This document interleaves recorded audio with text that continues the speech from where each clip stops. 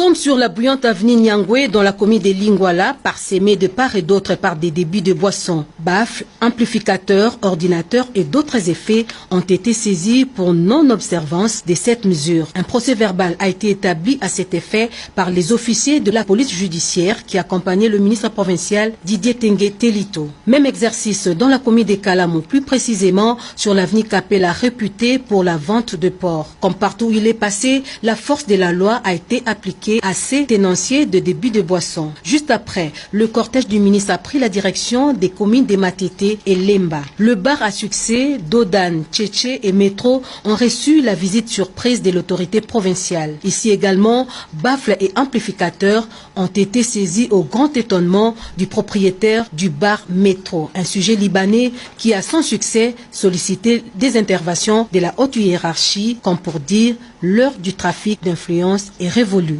Prochainement, je dirai aux gens du métro bar de réglementer par rapport au son parce que ça a dérangé aussi les familles environnantes. Les églises ne sont pas en reste. Des bruits à répétition portant atteinte à la quiétude de la population ont vu leurs auteurs, du reste pasteurs, sanctionnés et leurs instruments de musique saisis. Des instructions qui ont été données par la hiérarchie, nous sommes descendus et nous avons appliqué avec force l'édit 005 du 9 octobre 2012 qui sanctionne les nuisances sonores, mais aussi l'ordonnance du 31 1975 qui réglemente les heures d'ouverture des fermetures de débits de boissons.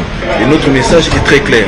Vous occupez l'espace public, vous faites des nuisances sonores, qui que vous soyez. Nous allons sanctionner. L'opération va se poursuivre dans les autres communes de la ville-province.